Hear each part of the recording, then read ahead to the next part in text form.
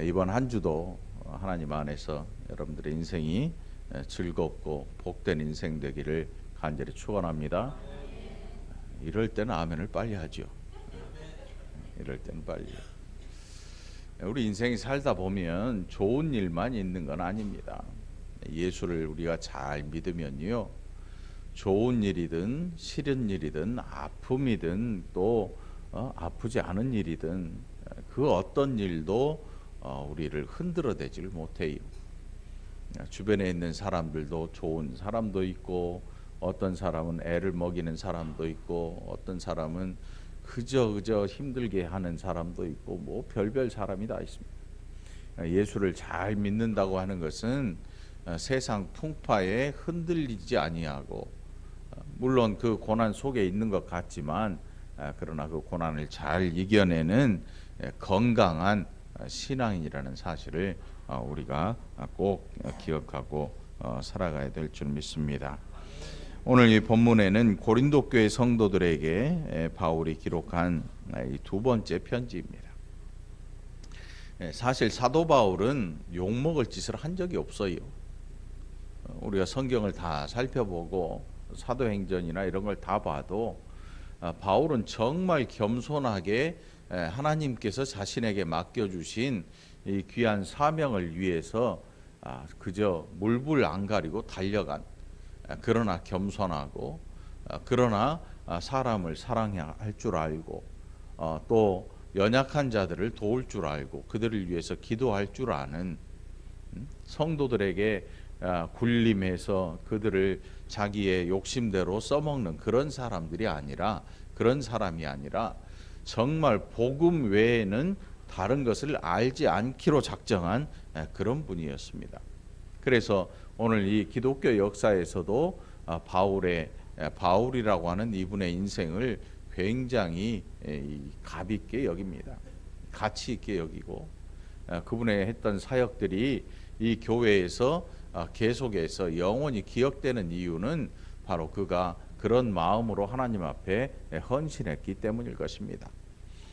오늘 여러분들도 하나님의 교회에 헌신할 때 겸손하게, 보이지 않게, 조용하게 그렇게 하나님 앞에 헌신하는 저와 여러분이 되기를 간절히 축원합니다. 오늘 3장 1절에서 바울의 마음이 나옵니다. 우리가 다시 자천하기를 시작하겠느냐. 자천이 뭐냐면 자기 자신을 천거예요. 추천하는 거예요. 여러분 초등학교 때, 여기 초등학교 다닌 사람 별로 없어. 다 국민학교지. 보니까 반장 선거 나갈 때 여러분들 친구가 추천해 주잖아요.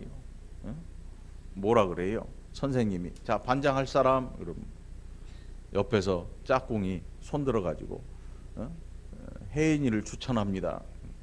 그래 알았어. 칠판에다 이름 적어요. 조혜인. 옆에 있던 애가 옥주를 추천합니다. 임옥주 저거 칠판에다. 이제 계속 추천을 받다가 자기도 반장 하고 싶은데 누가 옆에서 해주는 애가 없으면 지가 손 들고 저를 추천합니다. 김영석 알았어. 나중에 반장 선거 나오면 한 표 나와요. 한 표. 자기가 쓴 거 한 표. 또 어떤 애는 추천한 친구도 안 써주고 자기가 쓴 거 한 표. 아니 추천을 했으면 써줘야지. 자기가 쓴 거 한 표. 누군지 뻔히 알잖아요. 기가 막힐 일이에요. 초등학교니까. 자천한다. 이게 별로 좋은 단어가 아니에요. 다른 사람들이 추천을 안 해주니까 자기 스스로 자기의 추천서를 쓰는 게 어떻게 보면 정말 개그죠. 정말 웃기는 일이죠. 그런데 실제로 바울이 사역하던 그 시대에 교회를 돌아다니던 사람들 중에 이런 사람들이 많이 있었습니다. 이거 추천서를 누구한테 받았냐? 세상적으로 유력한 사람들, 교회의 신실한 하나님의 일꾼에게 추천을 받은 게 아니고 세상의 유력자들에게 추천서를 받아가지고 교회에다 갖다 낸 거예요. 이게 뭐냐면 세상의 유력자들을 교회에서도 이렇게 인정해주는 그런 사람들도 있었다. 여러분, 우리 교회에서 받은 직분들은 세상 직분이 아니죠. 세상 직분이 아닙니다. 그래서 세상 가서 자랑할 게 사실은 별로 없습니다. 뭐 장로님이 됐든 목사가 됐든 세상에 가서 뭐 자랑해봤자 알아주는 사람도 없고요. 근데 세상의 유력자들은 교회에 와서 그 자신의 세상에 유력한 힘이 있는 그런 것들을 자랑하고 싶어합니다. 그런데 이것도 별 볼 일이 없는 거라. 참된 그리스도인들의 공동체에서는 세상 유력자들의 이 자랑이 별로 그렇게 영향가가 없습니다. 어디에 관공서의 높은 자리에 있고 뭐 이런 자리에 있고 저런 자리에 있고 이런 것들을 은근히 자랑하고 은근히 과시하고 이런 것들이 통하는 교회에는 보면 늘 세속적인 일들이 하나씩 둘씩 뻥뻥 터져 나옵니다. 그래서 바울이 지금 정말 간곡하게 이렇게 이 추천서에 대한 이야기를 하는 것은 뭐냐면 고린도 교회 성도들 가운데 사도 바울이 추천서가 없기 때문에 바울의 사도권을 인정하지 않는 사람들이 있었습니다. 추천서가 없다는 이유로. 너는 밖에서 추천서 한 장 받아오질 못해? 당신 진짜 사도 맞아? 바울의 사도권을 의심하고 인정해 주지 않고, 바울이 교회에 대한 이 사랑과 정말 간절한 마음을 가지고 그들을 대하는 것에 대해 의심하고, 이런 일들이 실제로 고린도 교회 안에 존재하고 있었습니다. 그러니까 목회자로서, 이 사역자로서의 바울의 심정이 어떠했을지, 얼마나 참담했을지, 얼마나 정말 마음이 아팠을지, 이 상상만 해도 정말 생각하기도 싫은 그런 일이지요. 자, 우리가 어찌 어떤 사람처럼 추천서를 너희에게 붙이거나 혹은 너희에게 받거나 할 필요가 있느냐? 그리고 성도들에게 말하기를 너희는 우리의 편지라. 우리 마음에 썼고 무 사람이 알고 읽는 바라. 너희는 우리로 말미암아 나타난 그리스도의 편지니. 당시에 추천서를 받아서 교회에 제출하고 교회에서 재정을 받아서 자기의 일을 하는 걸 거기에 쓰고 하는 많은 사람들이 있었습니다. 그 중에는 이 추천서를 가지고 돈을 받을 목적을 가진 사람들도 꽤 많이 있었어요. 교회 재정을 받아내기 위해서. 그래서 자기가 생활비도 하고 뭐 이러저러한 일도 하는데 쓰기 위해서. 그래서 이 추천서가 필요했습니다. 그게 뭐 다 나쁜 일은 아니지만 다른 목적을 가진 사람들도 꽤 있었던 것 같아요. 돈 때문에 먹고 사는 일 때문에 이런 일들을 하는 사람들이 있었어요. 근데 바울에게 있어서 교회의 성도들을 향하여서 복음을 전하고 하는 일은 먹고 사는 문제가 아니었습니다. 바울에게 있어서 복음을 전하는 문제는 죽고 사는 문제였어요. 이게 밥을 굶어서 죽는 게 아니고 하나님께서 그에게 맡겨주신 이 사명을 위해서 그는 목숨을 내놓았어요.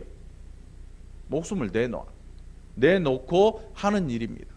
어느 누구도 이 일을 막을 수가 없고 악한 자들이 사도 바울을 어떻게든 해보려고 하지만 하나님께서 피할 길을 내주시고 여러 일들을 해주셔서 끝까지 이 일을 감당할 수 있도록 하나님께서 은혜를 주신 것입니다.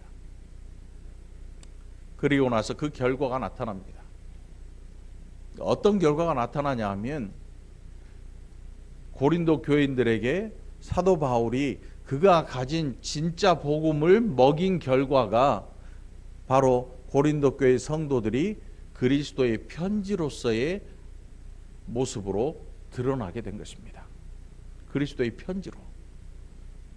여러분, 편지라고 하는 것은 누군가 읽어주는 수신자가 있는 거죠. 요즘은 편지라는 게 없잖아요. 여러분, 요즘 뭘로 해요?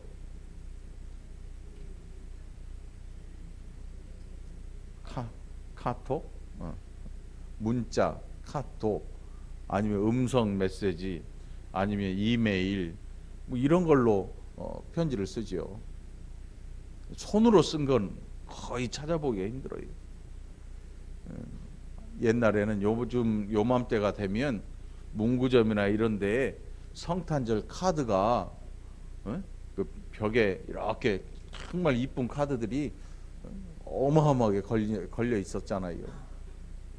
그래서 성탄절 카드를 보면 왠지 이 마음이 들뜨고, 야, 이게 성탄절이 다가오는구나, 이런 분위기를 느꼈는데, 요즘은 이제 그런 분위기를 찾아볼 데가 없어요. 어디서 보냐면 이마트하고 홈플러스에서 사슴뿔하고 녹용 이런 거 걸어 놓으면 사슴뿔 녹용이지 사실은. 산타 할아버지, 예수님은 없어요 성탄절에.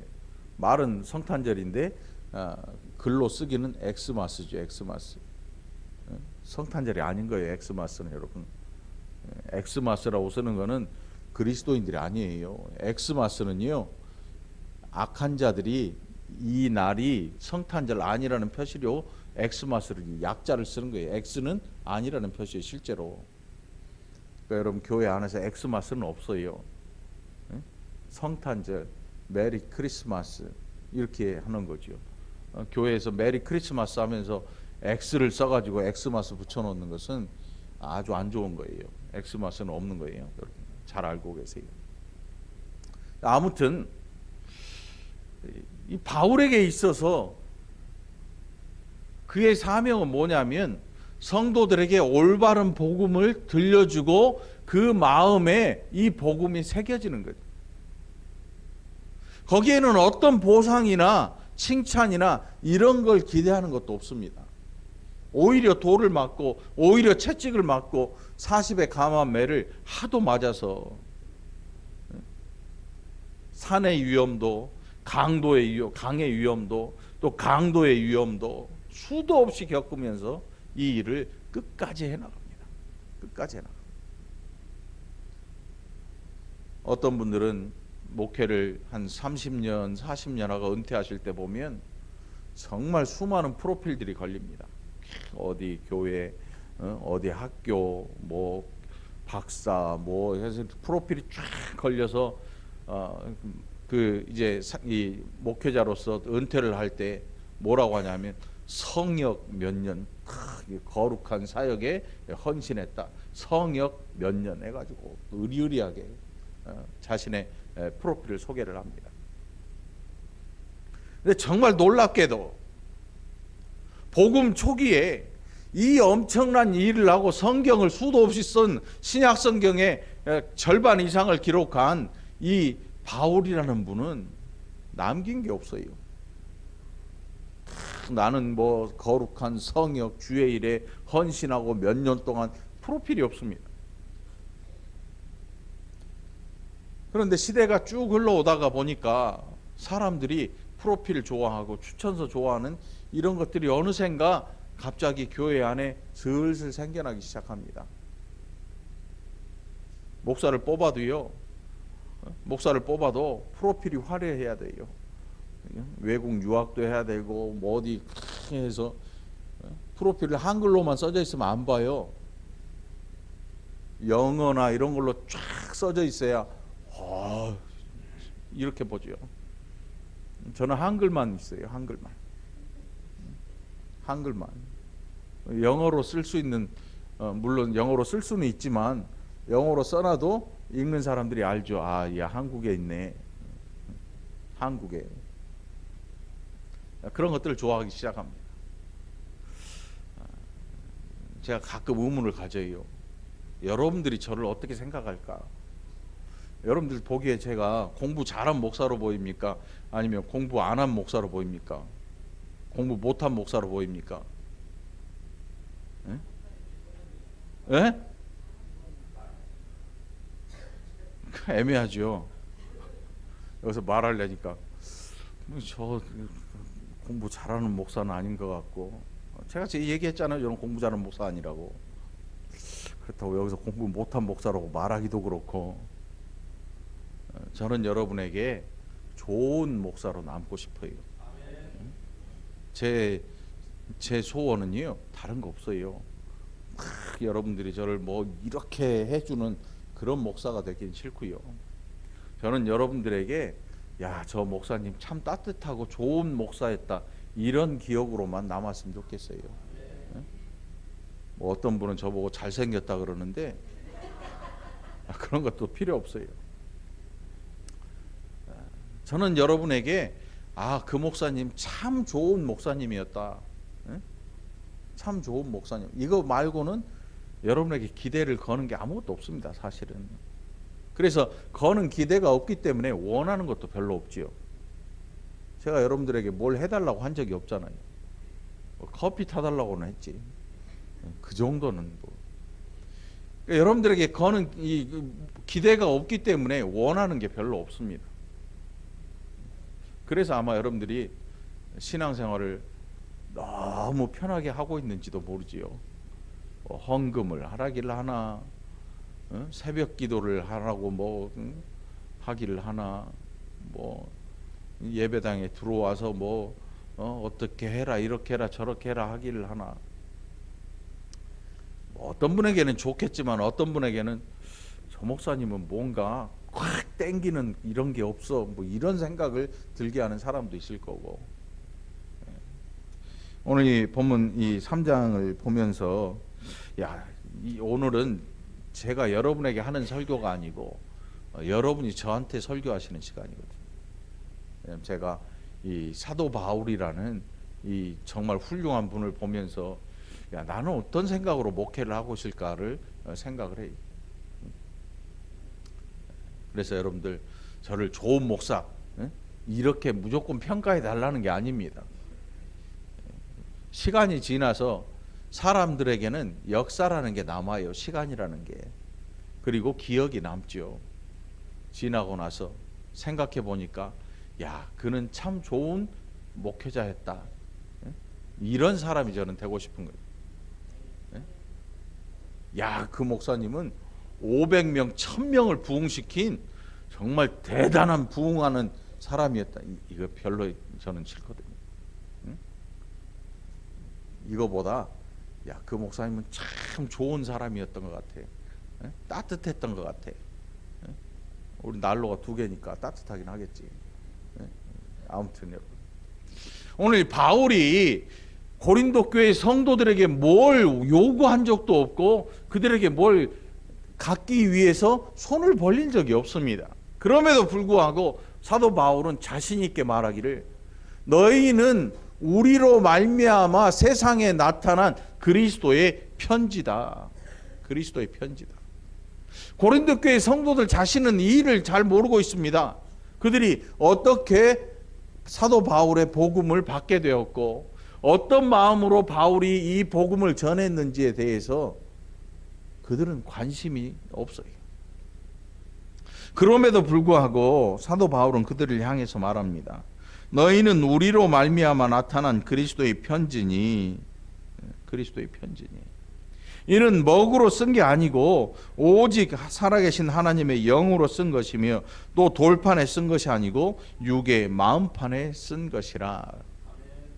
여러분들의 심령에 사도 바울이 고린도 교회 성도들의 마음판에 하나님의 성령으로 기록한 복음, 그래서 그들은 세상에 보내지는 그리스도의 편지로서 이 세상에 보냄을 받은 거죠.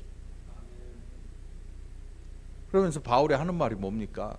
너희는 나로 말미암아 편지가 됐다, 이런 얘기를 하지 않고 뭐라고 하냐면 너희는 우리의 편지라고 그래요. 우리의 편지. 여러분, 이게 큰 차이가 있습니다. 우리라고 하는 이 개념은요, 내가 거기에 포함되어 있지만 자기의 어떤 공로나 이런 것들을 특별히 나타내지는 그런 단어가 아닙니다.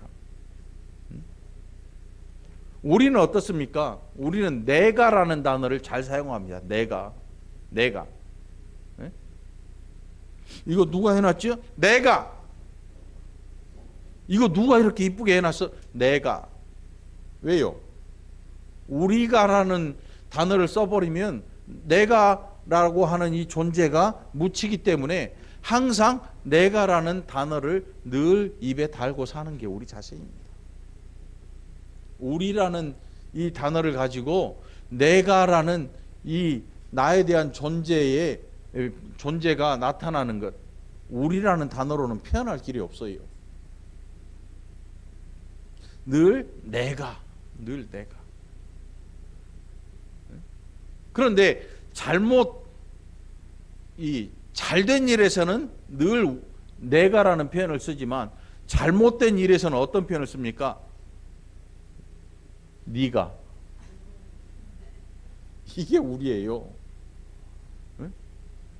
이거 누가 이렇게 해놨어? 제가, 네가, 당신이, 쟤들이. 절대 나를 포함시키지 않지요. 절대. 철저하게 책임을 가려내지요. 오늘 사도 바울의 이 그리스도의 편지를 누가 썼느냐, 누가 그들을 그리스도의 편지로 세상에 내놓았느냐 할 때 바울은 말하기를 우리가라는 단어를 씁니다.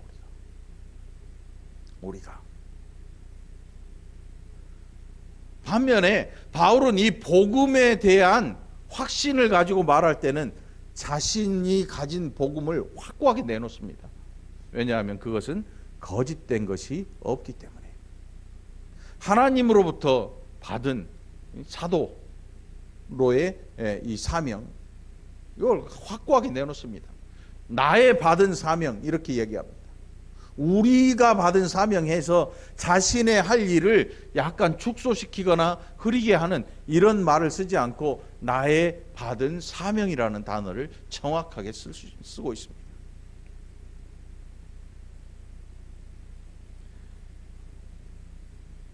교회 일에는 사실은 내가라고 하는 이 혼자 해서 될 일이 아무것도 없습니다. 사실은 바울의 표현이 너무나 맞는 것 같아요.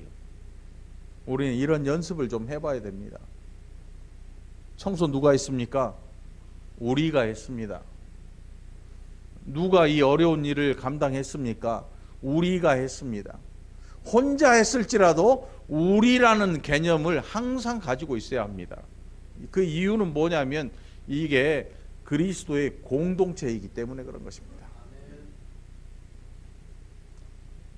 어떤 목사님은 나쁘거나 나쁘고 안 나쁘고 그런 문제를 얘기하는 거 아니지만 거의 자신의 그 개인의 단체처럼 교회 성도들을 움직입니다. 많이 부러워하죠. 왜? 부러워해요. 이야, 정말 능력 있는데, 능력자네. 장로님들이 이렇게 서 있어 꼼짝을 못합니다. 우리 교회 장로님도 꼼짝을 못해요. 좁아가지고 교회가. 장로님들이 옆에 쫙 일렬로 서요. 이 군인 별 반 사람들 앞에. 제가 이 병장 제대할 때 사단장한테 제대 신고를 하러 가잖아요. 별 2개를 그렇게 가까이서 처음 봤어요. 근접을 못하죠. 어디 육군 병장이 짝대기 4개 이렇게 붙이고 육군 이 별 스타가 2개 붙은 사람을 가까이서 보고 악수를 해요? 예, 어린 반푼어치도 없죠. 그런데 그 사람을 가까이서 봐요. 눈이 번쩍 띄고 바들바들 떨려요. 잘못하면 제대 안 시켜주니까. 신고 잘못하면 큰일 나죠. 넌 군기교육도 일주일 갔다가 제대해라 이럴지도 모르니까 긴장을 바싹 하죠.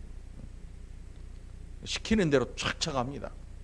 군대의 특징이 뭐냐면 명령을 하면 아침에 쉽게 말해서 우스갯소리로 아침에 저 서울에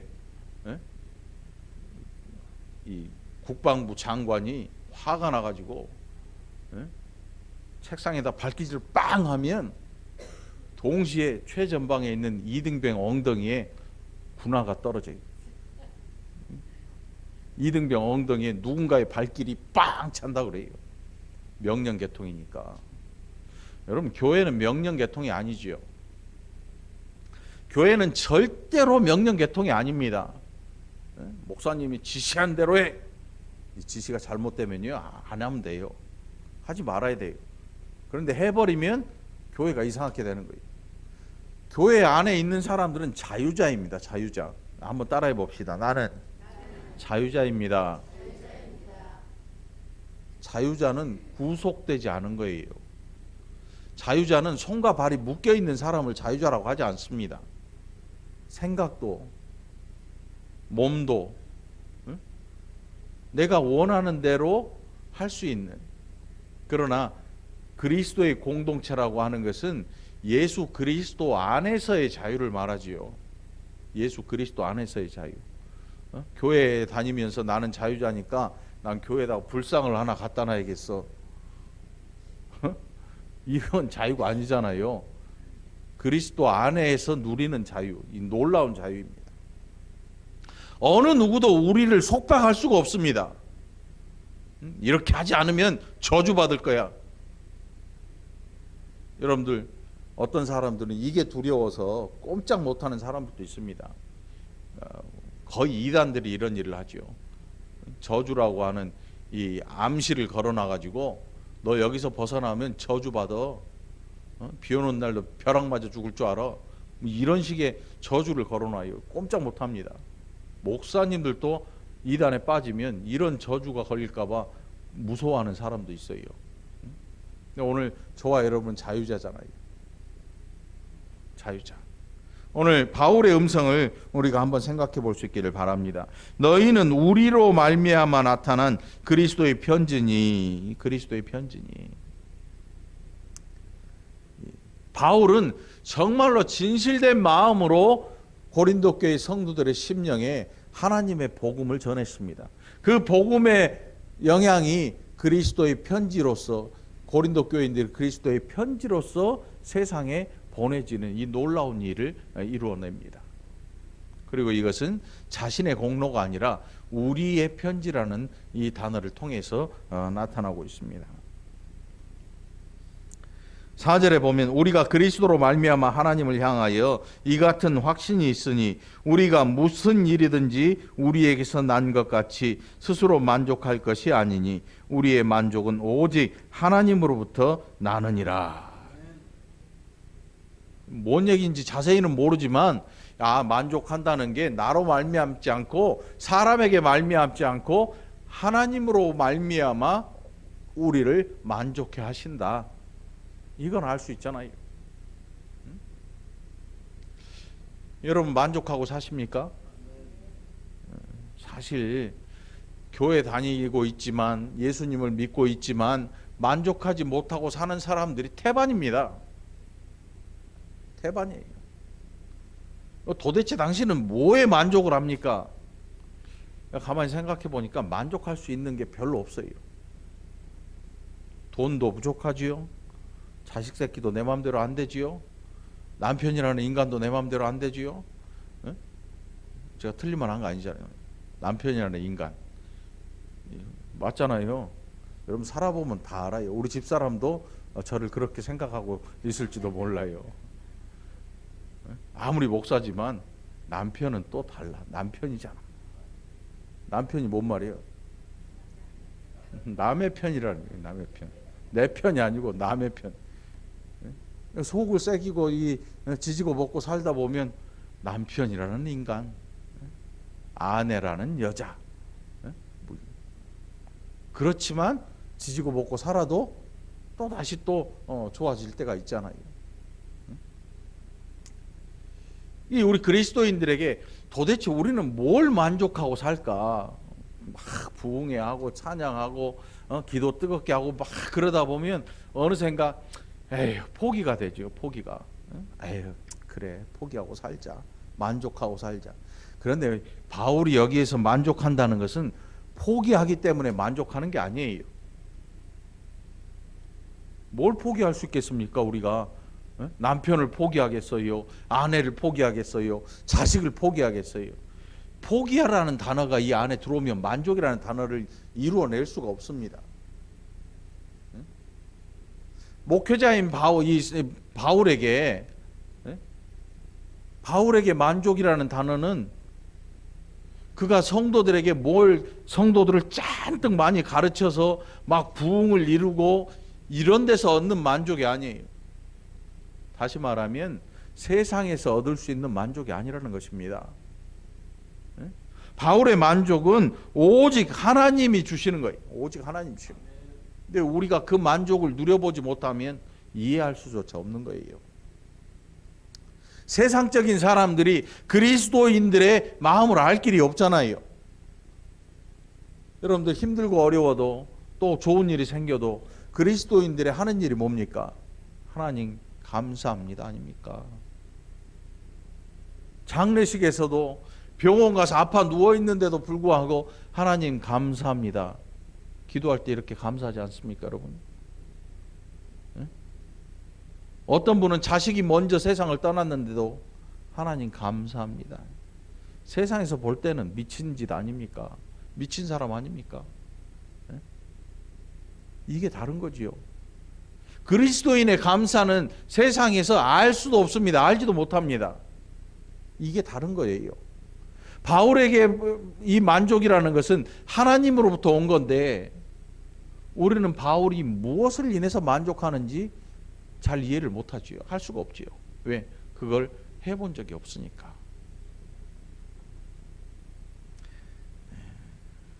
바울에게 있어서 지금 자신이 하는 일은 율법이 했던 그 일이 아니고 새로운 새 언약의 일입니다. 여러분 아직 율법에 묶인 사람들이 많이 있습니다. 율법에 묶여 있어요. 율법에 묶여 있는 사람들의 특징이 뭐냐면 뭐 안 하면 하나님이 치신다. 이 율법에 묶인 사람들이에요. 어떤 분은 새벽기도 안 하니까 장사가 안 돼. 여러분 새벽기도 안 하면 장사가 돼야 안 돼요? 대답을 못 해요. 새벽기도 잘하면 장사가 잘 될까요? 안 될까요?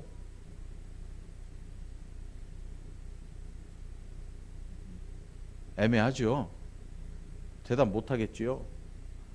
제가 장사 잘 되는 비결 알려줍니다. 철야에 빠지지 말고 오세요. 새벽 기도에 빠지지 말고 오세요. 그러면 많이 올걸? 많이 올 거예요 아마. 응? 새벽에 기도하고 자식을 위해서 기도해 보세요. 응? 자식이 틀림없이 공부 열심히 해서 좋은 대학에 들어갈 겁니다 라고 말하면 사람들이 많이 올 거예요. 고3 엄마들, 고딩 엄마들은 다 올 거예요. 월곶 지역에다 프랑카드 막 써가지고 응? 많이 와요. 실제로 많이 가지요. 그런데 그거하고 상관없어요. 사실은 응? 정신 차리고 공부하는 놈은 좋은 대학 갈 거고 응? 엄마가 새벽기도 하는 중에 집에서 핸드폰 보고 게임하는 놈은 못 갈 거고. 다 장사는 누가 하냐면 사람이에요. 장사를 잘하는 사람의 특징은요, 사람을 좋아해요. 근데 단골이 없는 사람을 보면 사람을 좋아하는 게 아니고 돈만 좋아해. 사람을 좋아하는 사람 가게는 늘 사람이 끌어요. 사람이 끌으니까 사람 주머니에서 돈이 나오잖아요. 돈을 좋아하는 사람은 사람은 없어요.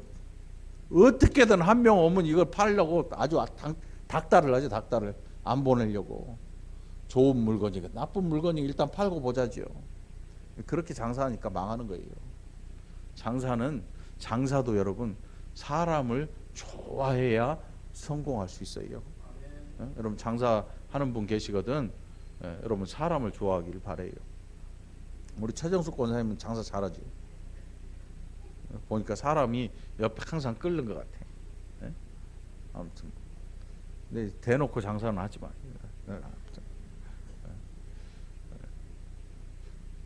그러니까 장사를 하고 못하고 이것도 사실은 믿음의 문제가 아니에요. 건강하고 건강하지 않고의 문제도 믿음의 문제가 아닙니다. 자식이 잘 되든 못 되든 그것도 믿음의 문제는 아니에요. 그런데 우리는 그런 것들을 갖다가 걸어놔요. 믿음의 문제에다가 감아버리고 휘 감아놓으니까 나중에 이게 도대체 이건지 맞는지 잘 알 길이 없단 말이에요. 그러니까 만족을 할 수가 없는 거죠. 엉뚱한 걸 갖다 걸어놔 버렸으니까 만족할 수가 없는 거예요. 오늘 저와 여러분의 만족은 사람 때문에, 자식 때문에, 돈 때문에, 경제적인 또 대인관계 때문에 그런 데서 얻는 만족이 아니고 하나님으로 말미암아 얻어지는 만족인 줄 믿습니다. 이게 어떤 만족인지 우리는 잘 알 수가 없을 겁니다. 그런데 예수 안에서 신실하게 하나님을 섬기고 살아가는 성도들은 깨달아 알 수 있을 것입니다. 때로는 망할 수도 있습니다. 사업하다 망할 수도 있어요. 네? 멀쩡히 가는데 차가 땡 박아버릴 수도 있습니다. 그런 것 때문에 얻는 만족이 아닙니다. 네? 남들 다 망했는데 혼자 잘 됐어요. 할렐루야 하면서 막 떠드는 사람들이 있습니다. 그런데 망한 사람들 중에도 그리스도인들 많거든요. 겸손한 사람은 조용합니다. 자기 혼자 망한 게 오히려 막 할렐루야 이런 일이 아니고 어려운 사람들 함께 나누어 주는 일을 위해서 하나님이 자기를 사용했다고 그걸 느끼는 사람이 참된 그리스도인이죠. 남들 다 망했는데 하나님 나를 살리셨어요. 나를 이렇게 흥하게 하셨어요. 할렐루야 나는 믿음의 사람입니다. 그거는 믿음의 사람이 아니고 욕심의 사람이지요. 교만한 사람이지요. 겸손한 그리스도인은 남들이 다 망할 때 자기가 흥했으면 맞습니다. 하나님 이 어려움 중에 어려운 자들 살리려고 저를 쓰시네요. 이걸 아는 사람은 그 하나님의 뜻을 분별하고 그 일에 헌신할 수 있죠. 그 일에 헌신해요. 누군가에게 칭찬을 구하지도 않습니다. 누군가에게 자기를 알아달라고 힘쓰지도 않습니다. 그저 겸손하게 하나님 감사합니다를 연발할 수 있는 것입니다. 여러분들 인생에도 이런 감사가 있게 되기를 간절히 축원합니다. 이제 다음 주면 이제 12월 첫 주를 맞게 돼요. 무슨 뜻이냐면 2018년이 다 갔단 소리예요. 2018년 여러분 엊그제 우리가 신년 감사 예배를 드린 것 같은데 눈 깜짝해서 보니까 12월 달 달력이 펴져 있네. 너무 바쁘게 살고 너무 정신없이 살아서 한 해가 다 가는 줄도 모르고 있는데 뭔가를 까먹고 살죠. 여러분 하나님이 이 한 해 동안 여러분들을 위해서 얼마나 많은 것들을 준비하고 베풀어 주셨는지를 쳐다보지도 않고 달려가 버린 거죠. 오늘 한번 돌아보시기 바랍니다. 그리고 감사할 수 있기를 바랍니다. 감사 헌금 얘기가 아니니까 돈 생각하지 말고 여러분 감사하기를 축원합니다. 마음으로 감사해야 그게 진짜 감사 아닙니까? 마음으로 가슴이 정말 뭉클하면서 와 하나님이 나를 위해서 이 한 해 얼마나 많은 것들을 베풀어 두셨는지 가슴이 뭉클할 정도로 감사함을 좀 느껴보는 이 한 주가 되기를 간절히 축원합니다. 그가 또한 우리를 새 언약의 일꾼 되기에 만족하게 하셨으니 율법 조문으로 하지 아니하고 오직 영으로 함이니 율법 조문은 죽이는 것이요 영은 살리는 것이니라.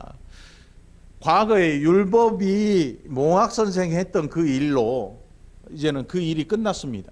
그리고 이제는 성령께서 하시는 일, 성령께서.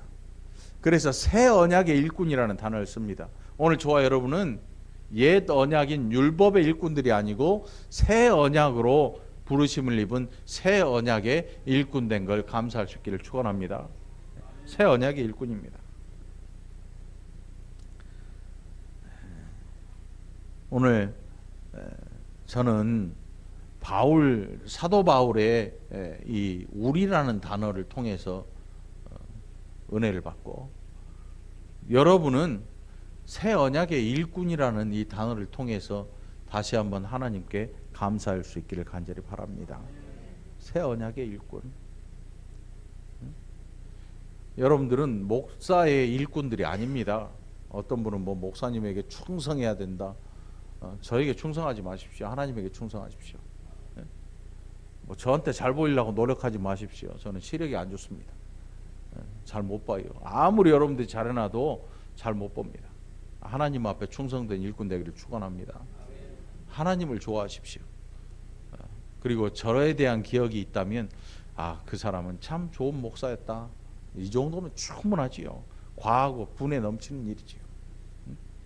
이제 2018년 한 해 보내기 전에 여러분들이 더 좋은 새 언약의 일꾼으로 하나님 앞에 쓰임 받기 위해서 이 남은 한 달 동안 기도하고 실제로 헌신하는 저와 여러분이 되기를 간절히 축원합니다.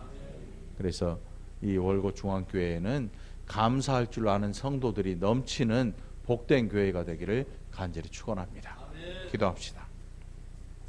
하나님 아버지 감사합니다. 우리에게 얼마나 좋은 것을 주셨는지, 얼마나 보잘것없는 우리를 위해서 얼마나 좋은 것들을 많이 펼쳐 놓으셨는지 우리는 알지도 못하고 알지 못하기에 누려보지도 못했습니다. 아버지 하나님, 오늘 우리의 눈을 뜨게 하시고 하나님 하시는 일을 보게 하셔서 하나님 앞에 넘쳐나는 감사 드릴 수 있는 복된 자들 되게 하여 주옵소서. 어느 곳에서나 늘 겸손한 하나님의 귀한 새 언약의 일꾼들로 하나님 앞에 보여지고 또 세상에는 그리스도의 편지로 읽혀지는 복된 백성들이 되게 하여 주시옵소서. 감사드리옵고 예수님 이름으로 간절히 기도합나이다. 아멘.